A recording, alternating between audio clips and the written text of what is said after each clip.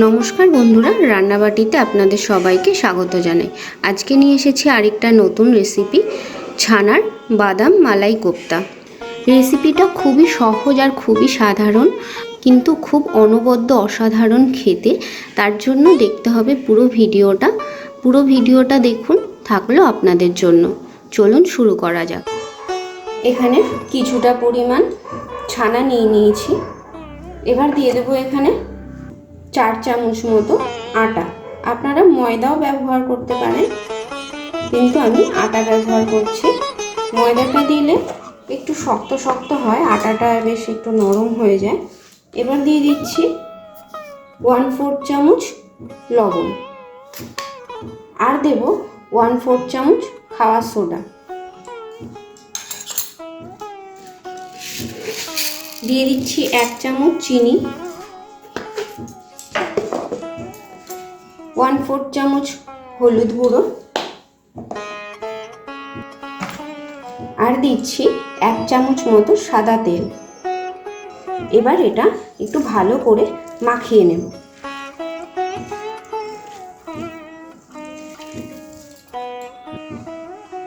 এটা মাখা হয়ে গেছে। এবার এটা 4 কোনা করে নেব। এটা হয়ে গেছে। এটা পিস পিস করে কেটে নেব।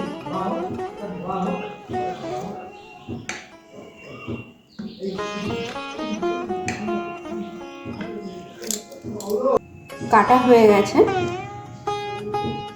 আর লাগছে এখানে দুটো মিডিয়াম সাইজের আলু, এরকম করে কেটে নিয়েছি। লাগছে একটু আদা, আর নিয়েছি শুকনো লঙ্কা, আর লাগছে একটা টমেটো।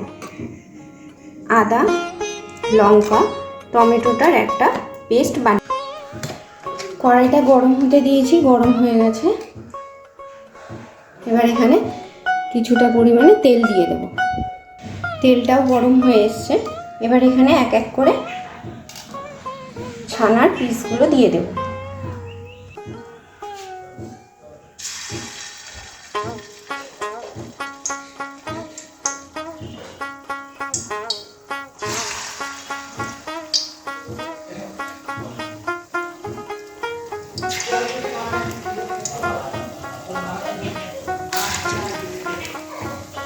এবার এইগুলো একটু লাল লাল করে ভেজে নেব।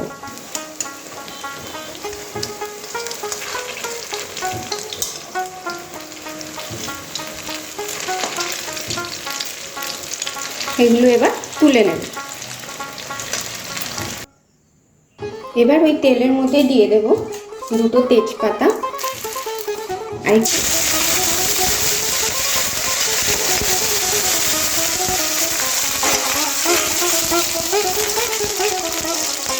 কারি পাতা ফোড়ন দিয়ে দেবো। এখানে আলুগুলো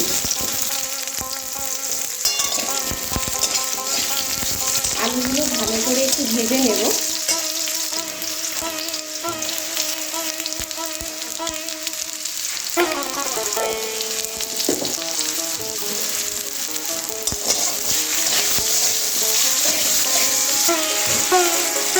দিয়ে দেবো সামান্য পরিমাণ একটু হলুদ, বেশি দেব না।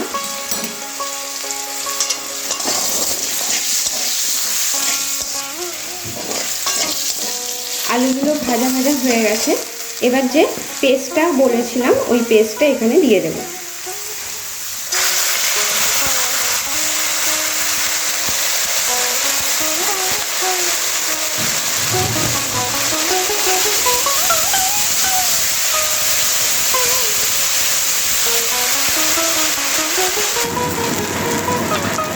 দিয়ে দেবো সামান্য পরিমাণে একটু জল।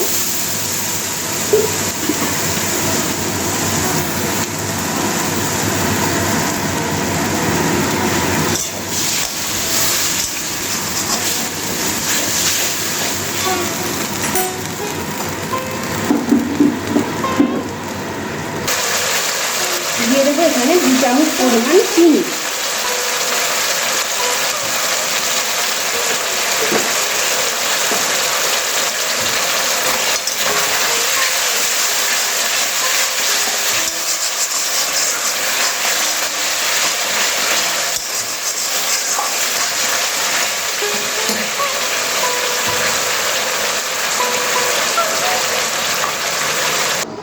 আর লাগছে এখানে 4 চামচ মতো চিনে বাদাম।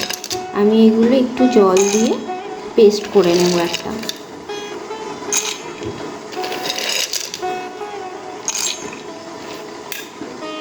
2 চামচ চিনে বাদাম নিয়েছিলাম, সেটা বেটে দিলাম।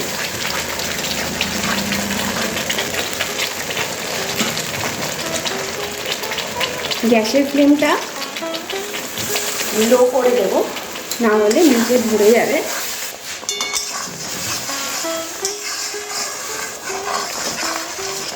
এবার এটা জল দিয়ে আমি 10 মিনিট এরকম ফুটিয়েছি ঝোলটা। দেখি আলুগুলো সেদ্ধ হলো কিনা।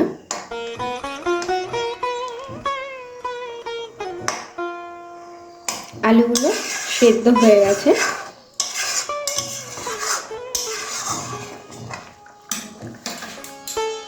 এবার যে ছানার কোফতাগুলো ভেজে রেখেছিলাম ওইগুলো দিয়ে দেবো।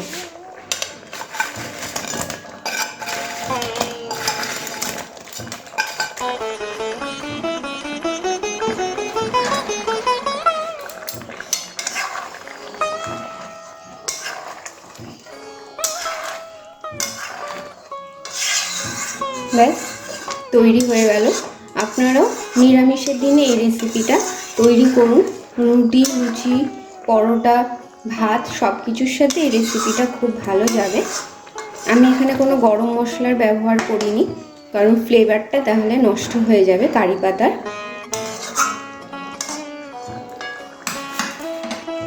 এবার এখানে কটা ফ্রেশ কাঁচা কারি পাতা আমি ছিটিয়ে দিচ্ছি, ভাজিনি। ভাজাটা একরকম আর কাঁচাটা দিলে আরেক রকম হয়। এটা একটু ঝোল ঝোল রাখবো, কারণ কোফতাগুলো ঝোলটা পুরো টেনে নেবে। ভিডিওটা ভালো লাগলে অবশ্যই লাইক শেয়ার করে দেবেন আর আমার চ্যানেলটা সাবস্ক্রাইব করে দেবেন। ভিডিওটা পুরো দেখার জন্য অনেক ধন্যবাদ।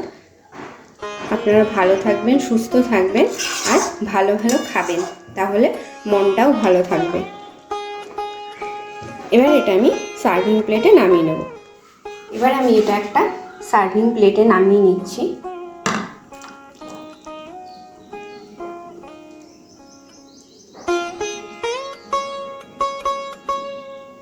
এটা আমি সার্ভিং প্লেটে নামিয়ে নিয়েছি, গরম গরম সার্ভ করে দিচ্ছি ভাতের সাথে।